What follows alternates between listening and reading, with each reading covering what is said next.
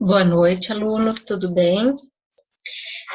Como a gente combinou, hoje vai ser a aula de revisão, né? De dietética, de tudo que a gente viu no primeiro bimestre. Mesmo assim, eu ainda vou abordar um pouquinho de digestibilidade, só porque é uma continuidade lógica, tá? Da dietética, mas não fiquem preocupados assim, a professora vai cobrar uma apostila que ela deu só no segundo. É só para a gente poder encerrar esta parte, tá? Já na mesma revisão, tá bom? Então vamos lá, pessoal. É, esse vídeo vai ficar disponível, né, para vocês então. E vamos começar.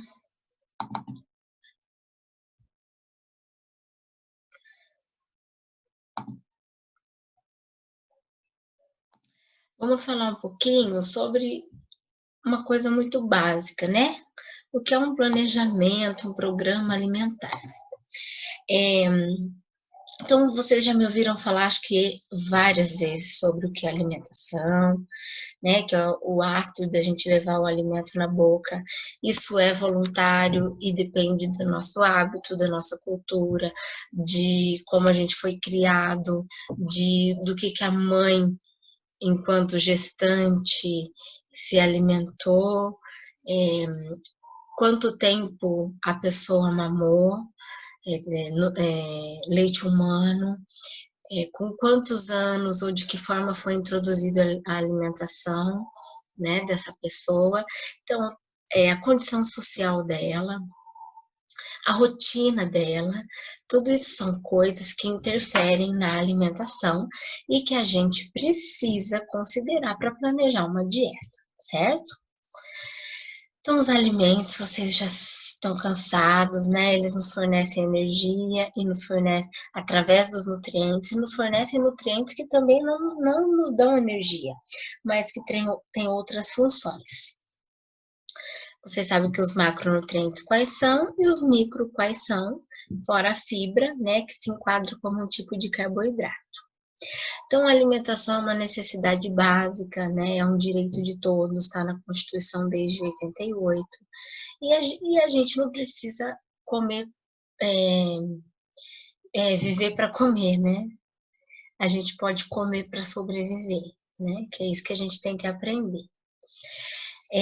Já a nutrição são todos aqueles processos que a gente passa, depois que o alimento é levado à boca, o que acontece com ele dentro do organismo? Então, começa uma digestão na boca de alguns nutrientes, né? A digestão no estômago, depois no intestino, depois absorção, depois metabolização e depois excreção. Então, fases da alimentação, digestão, absorção, metabolismo e excreção. O estado nutricional depende do que a gente ingere e de que forma a gente aproveita esses nutrientes, né? A gente precisa ter sempre um equilíbrio entre a ingestão e a quantidade que realmente é necessário ingerir. E não adianta, e eu não tenho como, eu preciso ter consciência de que eu vou consumir vários alimentos, né? Mas que eu não vou absorver 100% dos nutrientes que contém os alimentos, certo? Alimentação e nutrição, elas têm que andar em equilíbrio. Quando harmoniosa, elas garantem plenas condições de saúde e de vida. E a dietética é uma disciplina, como eu já disse para vocês, que nos orienta, né, como planejar um cardápio, né, sabendo que tudo que eu consumir eu não vou conseguir digerir e absorver, né? Eu tenho que pensar nas interações que existem entre alguns nutrientes, que não basta ele estar presente, eu tenho que pensar no nutriente que também está presente, que pode atrapalhar a absorção dele, né? Então, a dietética, ela nos nos orienta a como planejar, né? Quantas refeições uma pessoa tem que fazer, deveria fazer, né? Quanto de cada nutriente a gente precisaria fornecer para uma pessoa se manter saudável. Então, a dietética é a ciência ou arte de se alimentar corretamente pessoas sadias, né? Quando a gente começa a planejar um cardápio para um hipertenso, para um diabético, para um paciente com oncológico, para um paciente hepatopata, então a gente já está fazendo dietoterapia, né? Então a gente com a dietética consegue planejar uma dieta que também inclui preparar, né? Ensinar o paciente a preparar as suas refeições. Então, a dietética se refere a planejamento de dietas, né, de cardápio, orientações para pessoas sadias e a dietoterapia para pessoas enfermas. A gente sabe que tanto na dietética quanto na dietoterapia, a gente vai ter que atingir necessidades nutricionais. E como que eu sei, né, qual é a quantidade necessária? Utilizando a tabela DRIS. Né? As tabelas DRIS existem para nos nortear com relação a cada nutriente. Lembrando que a tabela DRIS, ela tem recomendações diferentes para crianças, lactentes, adultos, a partir de 70 anos, porque a gente sabe que as necessidades nutricionais de homem e mulher se diferem, dependendo da idade, a idade difere, né? Uma criança tem uma necessidade diferente de um idoso, né? O peso, né? Quanto maior o peso de alguém, maior é a necessidade energética, o estado fisiológico que a pessoa se encontra, composição corporal, a atividade física, a altura, tudo isso influencia nas necessidades, certo?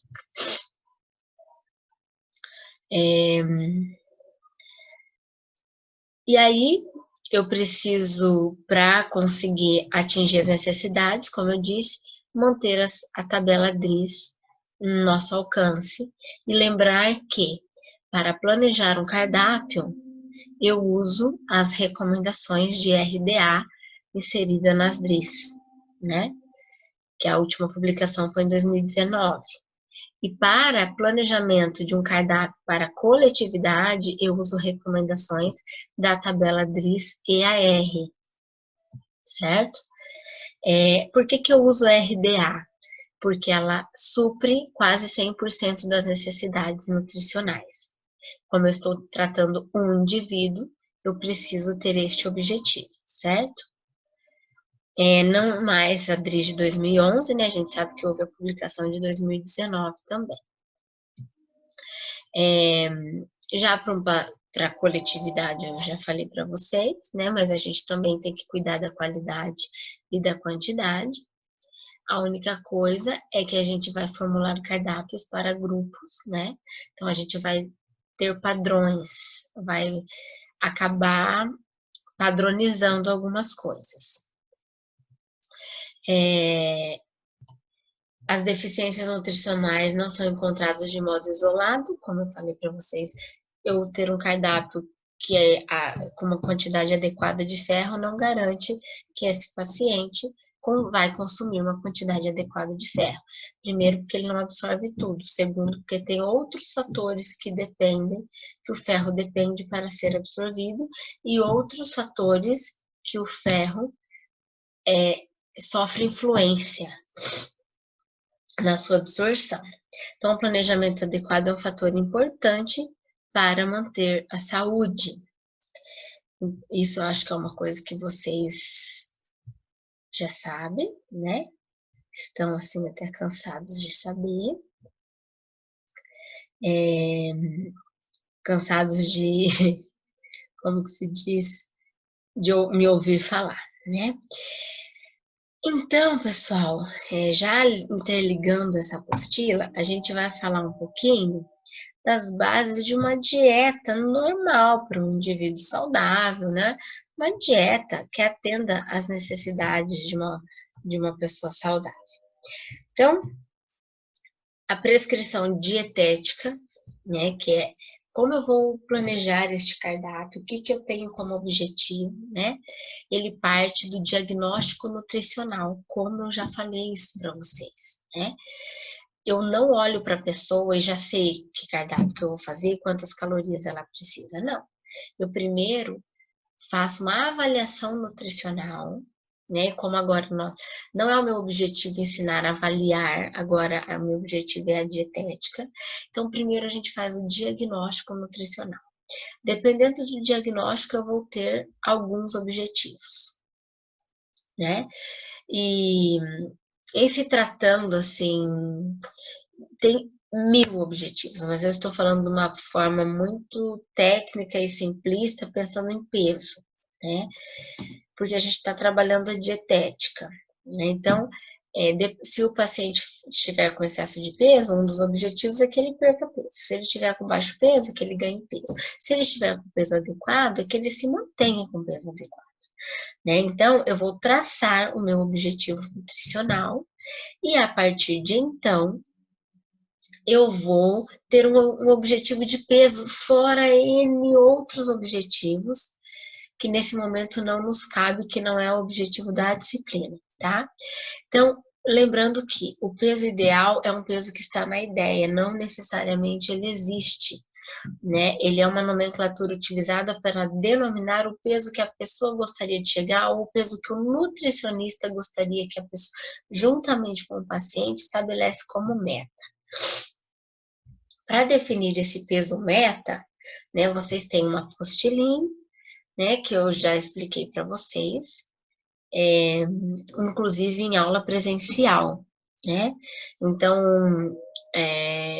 a gente tem o peso teórico, que a gente pode calcular, mas hoje a gente usa muito pouco esse peso teórico. A gente mais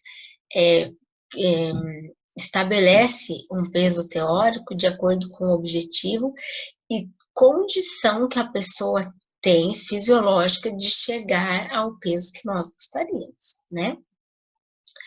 Então, lembrando que quando a gente tem um paciente eutrófico, a gente pode calcular as necessidades dele pelo peso que ele está. E quando ele é um paciente com excesso de peso, eu vou estabelecer, né?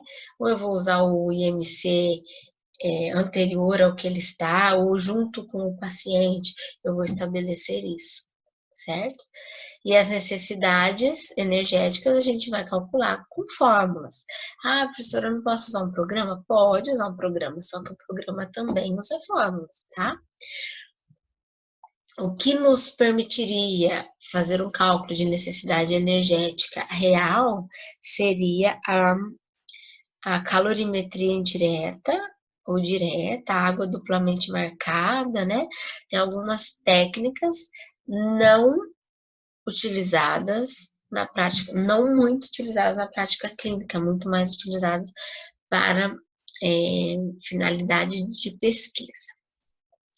Então, para planejar um cardápio, eu preciso pensar basicamente nas leis da alimentação, né?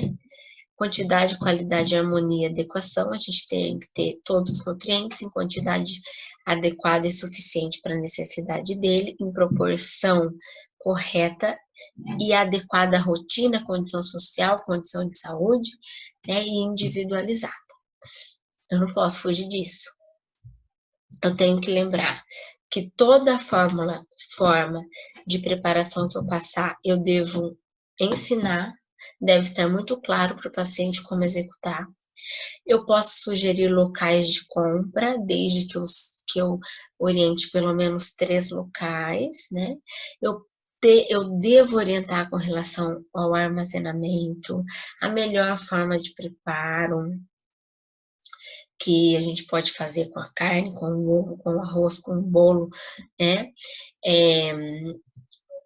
Preciso ou saber ouvir, né, qual é o objetivo daquele meu paciente, ouvir os problemas que ele encontrou com o nosso planejamento alimentar, levar em consideração as características dele.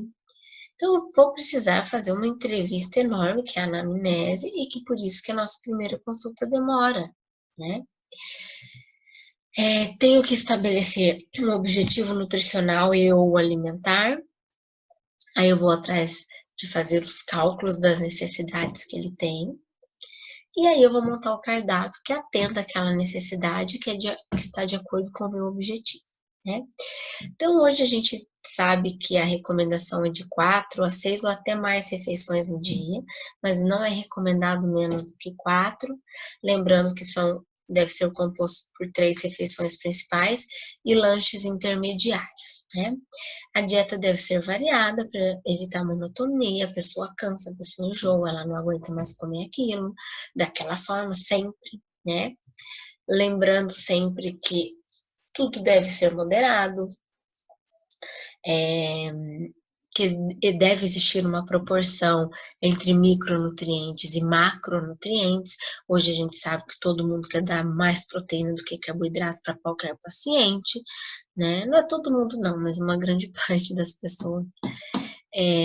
Temos que pensar nas cores do prato, na combinação de preparações, no equilíbrio de texturas. Então, eu tenho que conseguir fornecer várias texturas para o meu paciente, senão ele come sempre a mesma textura, sempre meio molhoso, ou sempre muito seco, ou sempre muito crocante, né? Então, evitar monotonia, variar a consistência e temperatura dos alimentos da dieta. Então, eu posso ensinar receitas geladas, receitas quentes, né? Eu tenho que conhecer a possibilidade que ele tem de executar esse cardápio que eu elaborei, porque não adianta eu passar para ele fazer uma vitamina onde ele trabalha, se não tem um liquidificador, não tem uma geladeira para ele pôr o leite e a fruta, né? Então, não dá nem para ele levar um iogurte, por exemplo, se não existe uma geladeira lá. Então, eu preciso me adequar ao cardápio, à rotina e à condição que ele tem de executar o que eu quero. Tenho que fazer a distribuição de carboidrato, proteína e lipídio. Lembrar que os carboidratos devem ser preferencialmente integrais, né? Incluir formas de fibra, né? Rica em fibras e nutrientes funcionais, né? Como aveia, quinoa, ou farinha de aveia, chia, né? Linhaça, a gente tem várias possibilidades de aumentar fibra e nutrientes funcionais através desses alimentos. Reduzir a ingestão de gordura saturada e aumentando a insaturada, né? Evitar gorduras de origem animal, preferir as gorduras de origem vegetal, evitar a ingestão de gordura trans através dos produtos panificados, de panificadoras, cheios de gordura, folhados, né? Batata frita prontas, né? Mesmo que seja na air fryer. Evitar frituras, consumir diariamente todos os grupos da pirâmide, né? Cereais, de preferência integral, frutas e verduras, leite, carne, ovos e oleaginosas. Pensar sempre que pelo menos uma fruta deve ser um pouco mais cítrica. Se for tomar um suco, que ele não seja coado.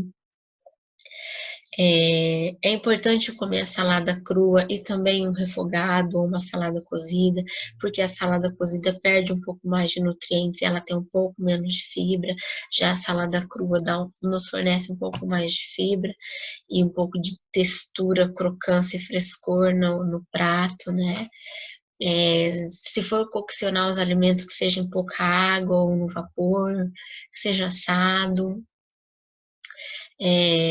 Se for usar molhos em salada, que esse molho seja caseiro, cuidado com a quantidade de óleo, azeitona, a gente adora colocar um azeite, já aquele azeite rico em ômega 9, né?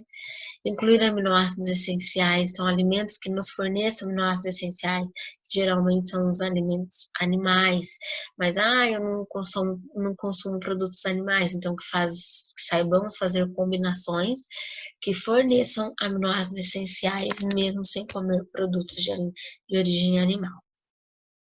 O leite que venha na versão desnatada, semi-desnatado, iogurte a mesma coisa. Peixe pelo menos uma vez por semana. Embutidos devem ser evitados, assim como os doces e as frituras e gorduras. Feijão diariamente, né? A gente sabe, a gente não precisa comer arroz e feijão no almoço e no jantar, mas que seja pelo menos diário. Embora, se a pessoa não consome alimentos de origem animal, é importante ela inserir na alimentação a leguminosa diariamente, certo? Existe uma proporção, né, de arroz com feijão, existe uma recomendação cuidadosa com relação a sódio, sal, açúcar, café. Fora isso, a gente precisa conhecer a digestibilidade da dieta, a qualidade e quantidade proteica, a biodisponibilidade de alguns nutrientes, né? E aqui está a quantidade calórica que a gente deve utilizar para alguns estágios de vida, né? De carboidrato, proteína e lipídio. Aqui é a recomendação de fibras, que é uma AI, na verdade, ainda, né? A quantidade que a gente, em percentuais que a gente deve dar no café da manhã, almoço, jantar e lanches intermediários, os alimentos que compõem, né, estão todos listados aqui, e algumas orientações, né, com relação a gente conhecer as relações nutricionais ou nutritivas, porque as relações entre os nutrientes pode melhorar ou pode piorar a absorção deles, certo? Então a gente precisa conhecer. Então existe a relação cálcio e fósforo, né? A proporção entre os dois deve dar 1 ou mais.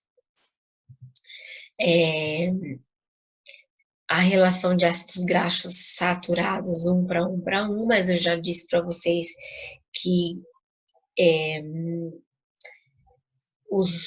os ácidos graxos poli e monoinsaturados, eles tendem a ficar maiores do que os saturados, né? E quando existe presença de doença, isso deve acontecer por maior critério, né? Que vocês vão ver em dietoterapia. O ferro M não M, nós vamos falar um pouco melhor dele daqui a pouco. A proteína de alto valor biológico e baixo e médio valor biológico. A gente sabe que se a pessoa não consome proteína de alto valor biológico, ela vai ter que fazer combinações que virem alto valor biológico, como o cereal e a leguminosa, né? Devem estar combinados, beleza? E aí,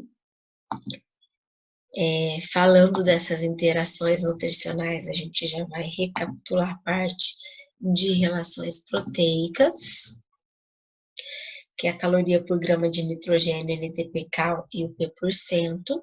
A caloria por grama de nitrogênio a gente usa para avaliar se a dieta contém uma quantidade adequada de proteína e energia, ou seja, através desse cálculo eu consigo ver a quantidade se eu tenho quantidade suficiente de calorias para que a proteína da dieta da pessoa não seja utilizada como fonte energética, que ela seja utilizada para a finalidade que ela veio, que é estrutural, tá? A fórmula tá aí, vocês sabem que fórmula eu não cobro de vocês, sempre está disponível, não precisa decorar. Aí aqui vocês precisam lembrar qual é a recomendação de caloria por grama de nitrogênio, né? Então, calorias não proteicas por grama de nitrogênio entre 150 a 200, quando não existe nenhuma doença. Quando existir uma doença que afete moderadamente o estresse da pessoa, não estresse emocional, não, é de 100 a 150, e um paciente com estresse grave, que é um paciente oncológico, em quimioterapia, dentro de uma UTI, com insuficiência respiratória, aí a relação caloria não proteica por grama de nitrogênio seria de 80 a 100. Como a gente está na dietética, a gente não está trabalhando em cima de recomendações de pessoas doentes, a gente busca que a caloria por grama de nitrogênio fique entre 50 a 200, né, calorias por grama de nitrogênio. Embora a gente saiba que uma relação menor que 120 calorias por grama de nitrogênio indica que a dieta não contém energia. A gente consegue, assim, não dá para a gente falar que quem tem 140 calorias por grama de nitrogênio está inadequado, né? O que a gente tem que pensar é, quando esse valor dá menor que 120, muito provavelmente, ou o teor de energia está muito baixo, ou o teor de proteína está muito alto, certo? E, como eu já disse para vocês, existem 3 métodos da gente avaliar a quantidade proteica e qualidade proteica, que é a caloria por grama de nitrogênio. Aí a gente faz o P%, que também nos informa o percentual do valor calórico que é fornecido pelo grupo das proteínas. E aí é mais um indicador que eu associo a caloria por grama de nitrogênio. A referência dele é que ele seja o que o P% esteja entre 10 e 15.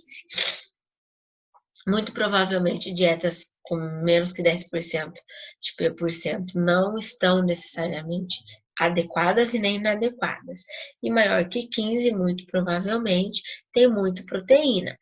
Mas como que eu sei disso? Porque eu vou ter feito caloria por grama de nitrogênio também. Então, eu vou sempre avaliar mais do que um método para avaliar a proteína. E o NDPK, o que avalia muito mais a qualidade proteica da dieta, tá? Para calcular o NDPK, a gente vai utilizar as proteínas dos cereais, leguminosas e animal, e o valor de P%, certo? E aí eu quero chegar a um ponto com vocês, né? Não, daqui a pouquinho. Então, o NDPK, o valor de referência é entre 6 e 10, né? Quando a gente tem o NDPK, pode ser que a dieta tenha muita proteína de origem vegetal, por isso a qualidade da dieta fica baixa, mas valores acima, pode ser que está tendo desperdício de proteína, mas não necessariamente também. Depende do tipo de proteína que contém a dieta. Então, o que a gente recomenda? Que se use mais do que um método desses para avaliar o teor proteico de uma dieta, tá? Eu não quero que vocês fiquem presos ao cálculo, porque o cálculo é técnico e vocês precisam fazer, mas mais importante do que isso é vocês saberem o que é caloria por grama de nitrogênio, o que avalia o P% e o que avalia NDPK, tá? A gente sabe que o NDPK hoje também nos programas de alimentação que existe, né, uma das referências que o nutricionista tem que atingir é o NDPK entre 6 e 10 dos cardápios diários de onde eles trabalham, sejam com coletividade, né, ou com indivíduos, dependendo do indivíduo, claro. Mas, por exemplo, o PAT, que é um programa de alimentação do trabalhador, ele dá essa recomendação, que o NDPK esteja entre 6 e 10.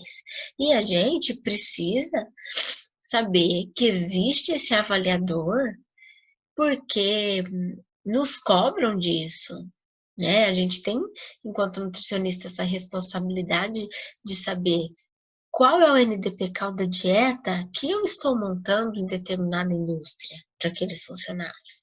Né? E a gente vê assim que na prática muito nutricionista não faz esse cálculo. Como muito nutricionista não faz o cálculo de necessidade energética daquela indústria, daqueles funcionários. Como muito nutricionista não faz, como que se diz? Não calcula a caloria diária do cardápio, né, que está sendo oferecido também.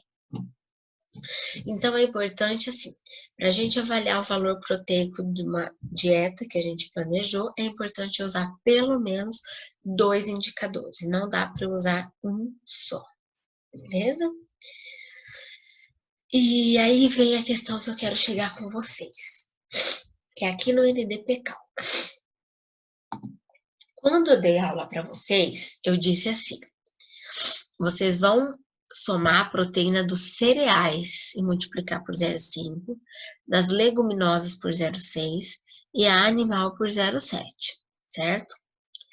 Porém, aqui na dos cereais, vocês não vão só considerar a proteína dos cereais, vocês vão considerar também a proteína de legumes e verduras e frutas, que é muito baixa, mas ela se inclui aqui, tá bom?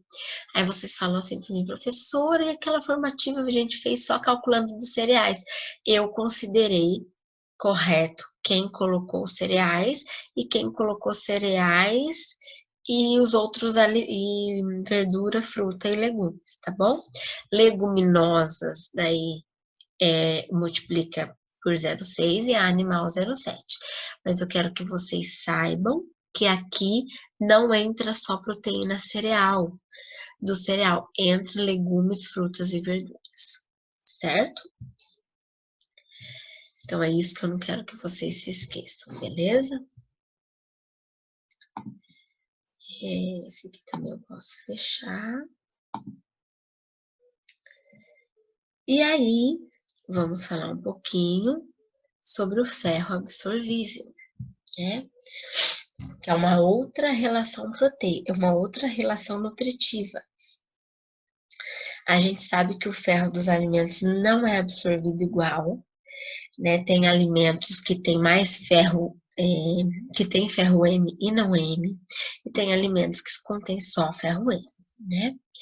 Então, a absorção do ferro depende tanto do fator fisiológico quanto do fator dietético. Um fator fisiológico que influencia na absorção de ferro, a gestação. Uma gestante vai absorver mais ferro do que uma pessoa não gestante. Uma criança vai absorver, uma adolescente que menstruou vai absorver mais ferro do que uma que não menstruou.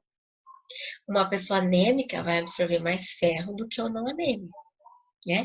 Isso são fatores fisiológicos que alteram a absorção de ferro. Mas a gente vai ver o fator dietético que altera a absorção de ferro, que é o tipo de ferro e a presença de alguns facilitadores do ferro da dieta. Lembrando que o ferro M, ele está no CPA, carnes, aves, peixes e derivados de carne. Lembrando que o ferro M, mesmo na CPA, ele só está presente 40%. Então, do todo ferro que contém a carne, 40% é M, 60% é não M. E o ferro não M, então, está presente em todos os alimentos: carnes, aves, peixes, derivados, frutas, legumes, cereais, leite, ovo, tá? Está presente em todos os alimentos. Só que nos alimentos carnes, ele vai estar presente em 60%. E nos alimentos de origem vegetal, ele é 100%. Então, ele compõe todo o ferro desses alimentos. Então, esse é um resuminho do que eu acabei de falar, certo? E um outro fator, fora o tipo de ferro, que interfere na absorção do ferro, é a presença da vitamina C. A vitamina C, ela é um facilitador, né? Ela melhora a absorção do ferro não M. O ferro M independe da presença de vitamina C. Então, o ferro da carne, aves, peixes e derivados de carne, não o ferro M. Como esses alimentos têm ferro M, esse ferro não vai sofrer influência da presença de vitamina C. Mas tem a parte não M da carne. Aí essa parte vai sofrer influência da presença de vitamina C, né?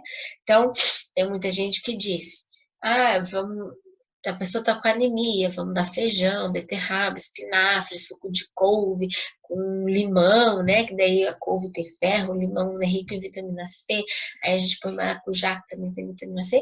Ótima intenção, né? Até porque dá fibra para a pessoa, dá antioxidantes também. Mas assim, se for por uma questão de ajudar na anemia, vai ajudar pouco. Por quê? Porque o ferro da couve, do espinafre, é um ferro que ele é absorvido só com vitamina C. E ele tem um percentual muito baixo de absorção, certo? Então, o cálculo está descrito, né? É só seguir o passo a passo aqui. E aí a gente precisa conhecer, né, qual é esse percentual de absorção do ferro não M da dieta, porque o ferro M vai ser absorvido independente da vitamina C. Então, o ferro não M, ele é absorvido numa dieta de baixa disponibilidade 3%, média disponibilidade 5% e alta disponibilidade 8%. Né? Então, na hora dos cálculos, a gente tem que conhecer o ferro total, quanto é M, aí do M vai ser absorvido 23%, quanto é não M. E do não M vai ser absorvido ou 3%, ou 5%, ou 8%, tá? Isso vai depender da classificação da dieta, que eu inclusive mandei no WhatsApp para vocês, aquela classificação, uma nova classificação de biodisponibilidade de ferro para vocês substituírem a deste slide aqui. E aí, depois que vocês vão encontrar quanto de ferro M vai ser absorvido e quanto do não M. Vocês vão somar os dois e colocar nesta tabela aqui, vocês vão ver qual é o paciente de vocês, se é criança, se é adulto, se é gestante, o que é, e vai ver quanto que essa pessoa deveria absorver. Então, assim, mesmo ele pode estar adequado, né? A adequação, quando vocês fazem adequação de dietas, que eu digo para vocês, o que está nas DRIs, na RDA, para um indivíduo, é 100%. O que está na dieta é X. Se estiver entre 90 e 110, está adequado. Se estiver mais que 110 ou menos que 90, está inadequado. Então, às vezes, o ferro da dieta está adequado, a quantidade dele. Mas, quando você olha na absorção, a pessoa está absorvendo. Quando você calcula o ferro absorvível, dá um valor menor. Então, é isso que eu quero dizer quando a gente lê assim, ou eu não, né? Os livros também. A presença ou a ausência não garante a absorção. O ferro pode estar adequado, mas o que é realmente absorvido não está adequado, certo? Daí a importância da gente fazer esses cálculos para gestantes, para pessoas com anemia, para pessoas em quimioterapia, com imunidade baixa, para crianças, que quando o ferro está deficiente, isso pode prejudicar o desenvolvimento cognitivo e crescimento dessas crianças, beleza? Agora a gente vai passar para a apostila